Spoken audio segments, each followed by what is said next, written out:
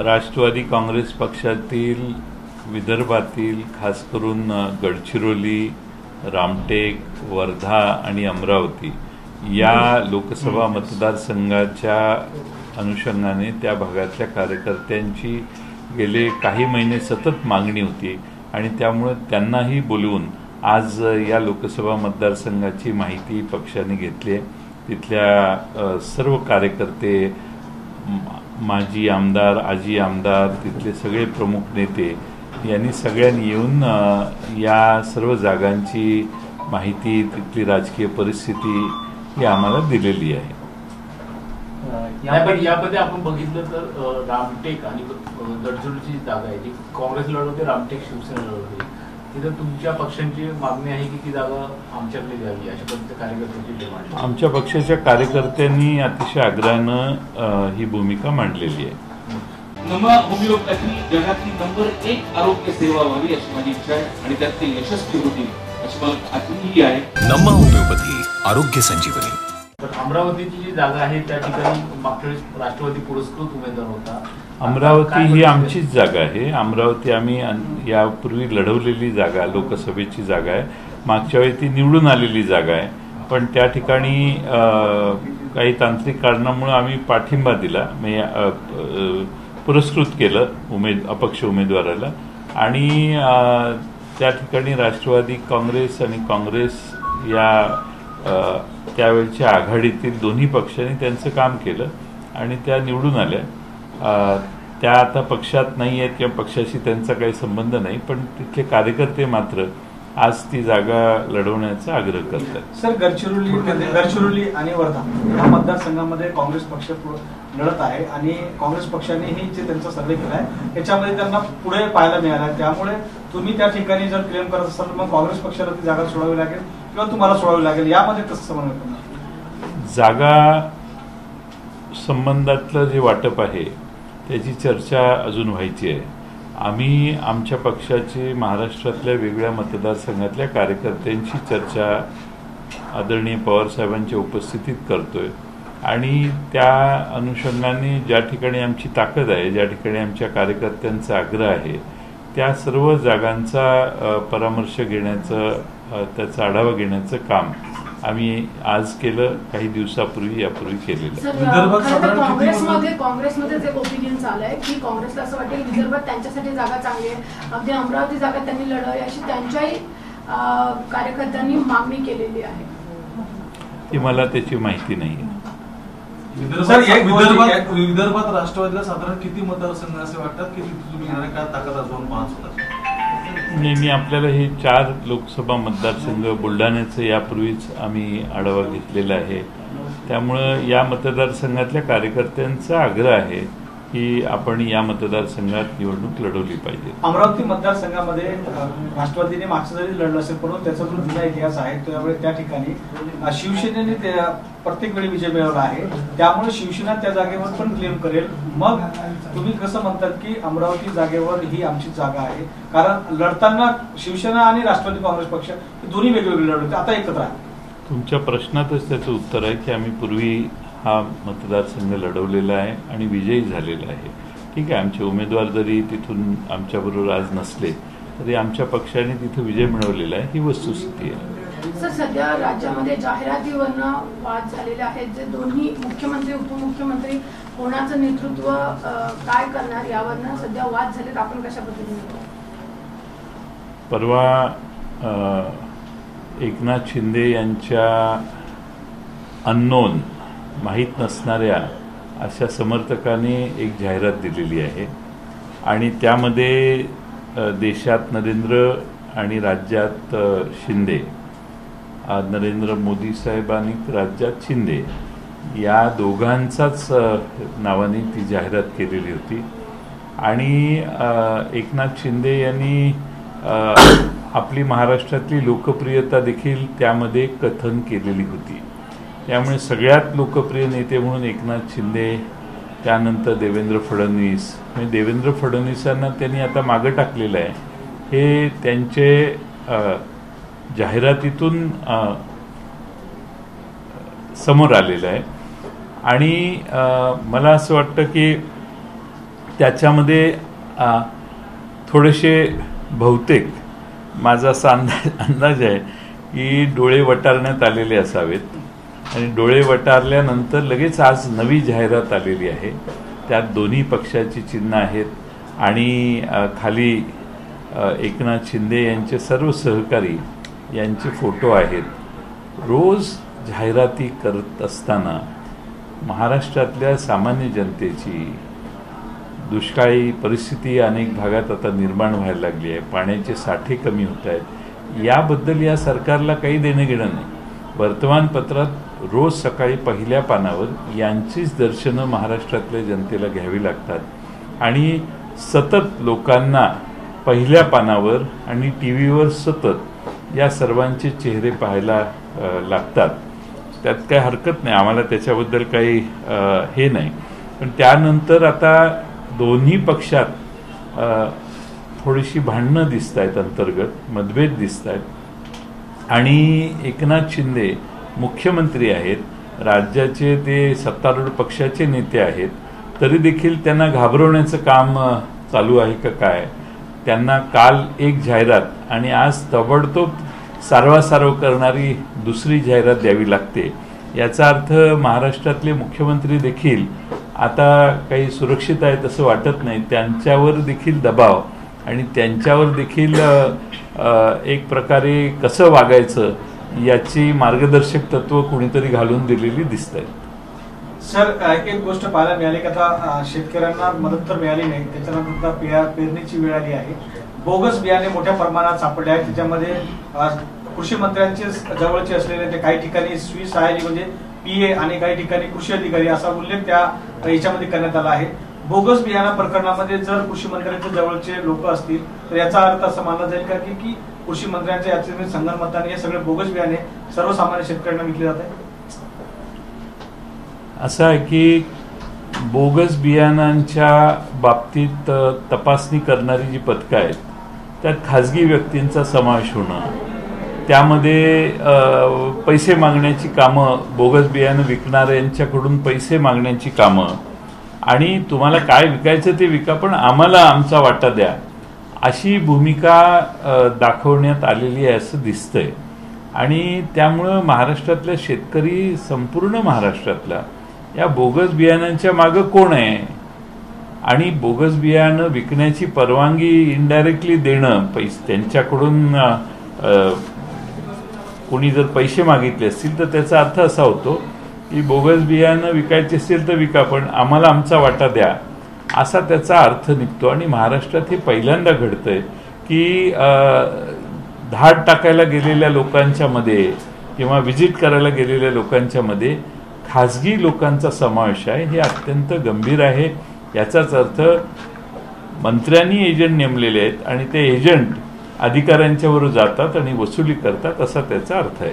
Sir, कुठेतरी जाहिरातीवरच फडणवीस नाराज दिसत आहेत, ते कार्यक्रमांना जात नाही, शिंदेबरोबर एक मंच देखील ते शेअर करत नाहीये, याला तुम्ही कशा पद्धतीने? नाही, मला वाटतं की फडणवीसांनी त्यांचा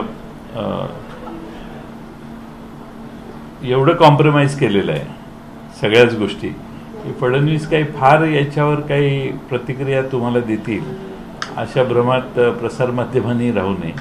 ते सगळं मिटवून घेतील. कारण या सरकार टिकवण्यामध्ये दोघांनी एवढी लवचिकता दाखवलेली आहे. कारण त्यांना महाविकास आघाडीची एवढी भीती वाटते की काही झालं तरी आता आपण एकत्रित राहिलो पाहिजे, नाहीतर आपलं काही खरं नाही.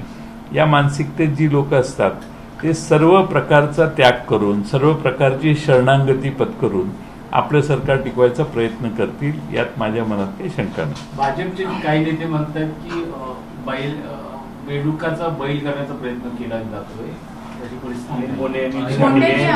बेडूक कितीही फुगला तरी त्याचा बैल होत नाही.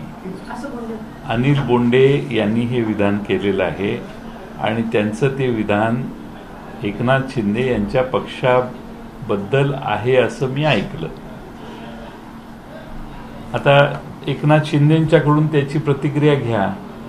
महाराष्ट्रातली जनता या दोन्ही पक्षातला खेळ, सत्तेसाठी प्रचंड मोठ्या प्रमाणामध्ये जाहिराती करणं टिकवण्यासाठी सत्ता, आपलं रेटिंग, सर्वे, आता सर्वे करायचा टाईम नाही आहे ना, इलेक्शनच्या आधी सर्वे करा. तुम्ही सर्वेवर कोट्यावधी रुपये खर्च करता आणि ते सर्वे तुम्ही लोकांच्या समोर मांडता आणि सांगता की मी सर्वेत सगळ्यात लोकप्रिय आहे. ही वेळ शेतकऱ्यांना मदत करण्याची आहे. अवकाळी पावसात त्रस्त झालेल्या सामान्य शेतकऱ्याला मदत करण्याच्या ऐवजी तुम्ही स्वतःची लोकप्रियता मोजण्यासाठी महाराष्ट्रात सर्वे करत बसलेला आहात. ना जिल्हा परिषदेची निवडणूक लावत, ना नगरपालिकेची निवडणूक लागत. लोकसभेला तर अजून 1 वर्षभर आहे, विधानसभा तर 1.5 वर्षावर आहेत. मग तुमची लोकप्रियता जास्त आहे हे सांगण्याची गरज आज काय आहे? आज तर कामच करायचं आहे. पण तुम्हाला या राज्यामध्ये भारतीय जनता पक्षाच्या कोणत्याही नेत्यापेक्षा मी जास्त लोकप्रिय आहे हे आता तुमच्या लक्षात आलेलं आहे आणि ते तुम्ही प्रदर्शित करतात असा त्याचा अर्थ झाला. पण तुम्ही मुख्यमंत्र्यांचा अपमान बघताय याच्यामध्ये, बेडूक, बैल अशा पद्धतीचं त्यांच्या संदर्भात संबोधले गेले, वाद सुरू झाले दोन्ही पक्षात. आता नाही, बोंडे यांच्या जिभेला ते अनेक वेळा अशी विधानं करतात आणि कशा पद्धतीनं ते विधानं करतात हे सगळ्यांना माहिती आहे. पण मी त्यांच्यावर काही बोलणार नाही. पण आता एकनाथ शिंदेने ठरवायचं आहे किती गांभीर्याने घ्यायचं. एकनाथ शिंदेना ते लागलं असेल तर ते त्याचं उत्तर नक्की आज संध्याकाळपर्यंत देतील.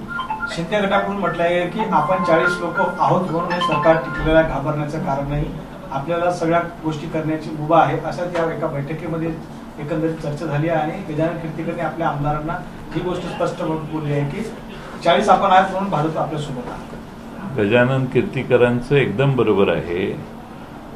40 जणांनी शिवसेना सोडून बाहेर आल्यानंतर भारतीय जनता पक्षाला महाराष्ट्रात सत्ता मिळालेली आहे. त्यामुळे या 40 जणांनाच त्याचं श्रेय जातं. आणि त्यामुळं ते काही करतील तरी भारतीय जनता पक्ष त्यांना काही करू शकणार नाही. कारण भारतीय जनता पक्ष आता सत्तेला चिटकणारा पक्ष आहे हे महाराष्ट्रात सगळ्यांच्या लक्षात आलेलं आहे.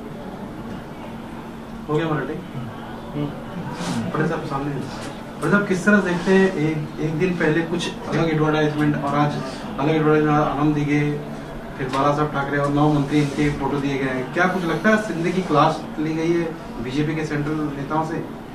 मुझे लगता है कल की जो फोटो थी, जो एडवर्टाइजमेंट थी, उसमें मोदी साहब का और शिंदे साहब का जिक्र किया था, बाकी किसी का फोटो नहीं था. और ये पहले बार हुआ है कि महाराष्ट्र में शिंदे साहब ने एक साहस बताया है कि महाराष्ट्र की तरफ से खुद अकेले का उनका फोटो था. और इसीलिए दूसरे लोग बार बार जो फोटो में आते हैं उनको बहुत बड़ा दुख हुआ होगा. रात भर जो भी बात हुई है डांट पड़ी होगी उनको बड़ी, और डांट पड़ने के बाद आज सुबह हमने जब पेपर देखा तो फिर एक बार पहले फ्रंट पेज पे एकनाथ शिंदे साहब ने जिन लोगों ने उनको डांटा उन सारे लोगों के फोटो रखे और आज दूसरी एडवर्टाइजमेंट दी.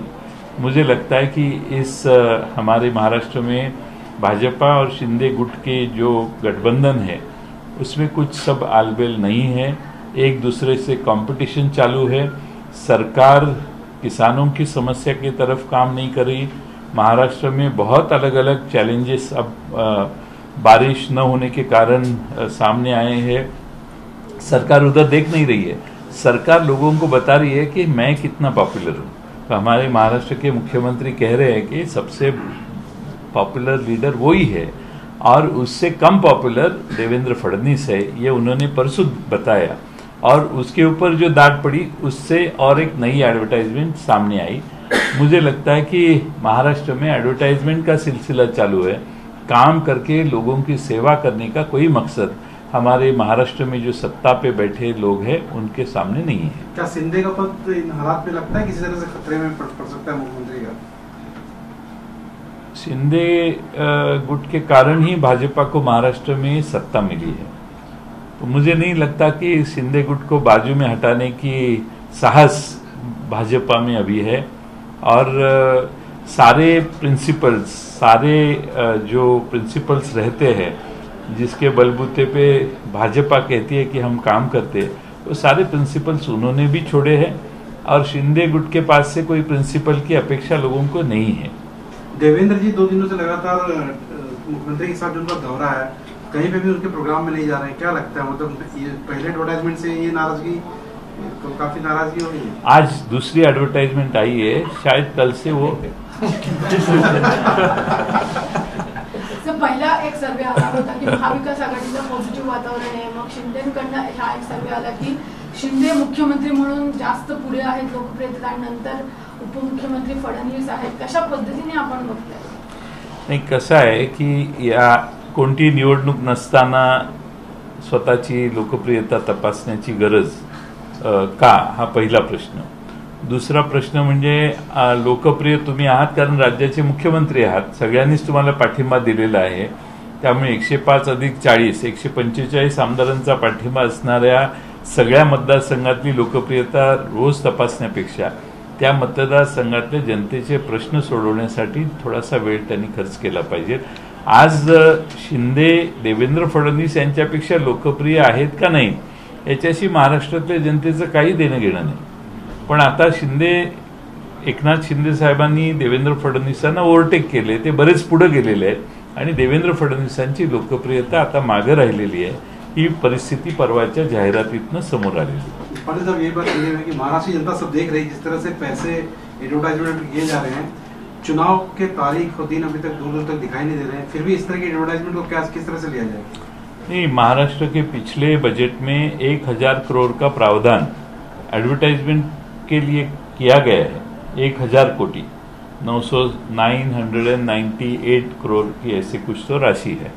तो इतनी बड़ी 1000 करोड़ की राशि का प्रावधान करने का कारण ही ये है कि काम कम करो लेकिन एडवर्टाइजमेंट ज्यादा करो. टीवी पे होना चाहिए, सारे सोशल मीडिया पे होने चाहिए, रेडियो पे होना चाहिए. आज एफएम लगाएंगे, आज मैं सुबह ट्रेन से उतरा और गाड़ी में एफएम लगाया तो शुरू करते ही एकनाथ शिंदे और देवेंद्र फडणवीस का नाम एडवर्टाइजमेंट में आया.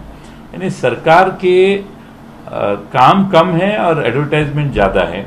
2004 में ऐसी परिस्थिति देश में हुई थी कि बहुत बड़ी पैमाने पे अटल बिहारी वाजपेयी साहब के काम का एडवर्टाइजमेंट हुआ और लोगों को उसके ऊपर रिएक्शन लोगों का आया और लोगों ने उस सरकार को बाजू में रखा और कांग्रेस के यूपीए सरकार को चुन के दिया.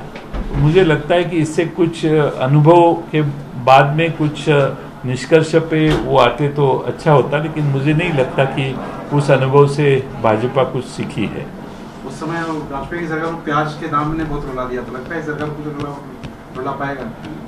नहीं, हमारे महाराष्ट्र में जहाँ जहाँ प्याज लोग उगाते हैं वो किसान बहुत नाराज है. नासिक हो, मराठवाड़े का कुछ हिस्सा हो, खानदेश का कुछ हिस्सा हो, प्याज के कारण लोग नाराज है. हमारे कपास के लिए हमारे किसान नाराज है. सोयाबीन की भी रेट्स नीचे गए हैं. तो किसान कुछ इस सरकार की सराहना करते हुए कहीं भी महाराष्ट्र में दिखाई नहीं देते. सह्याद्रीची उंची म्हणजे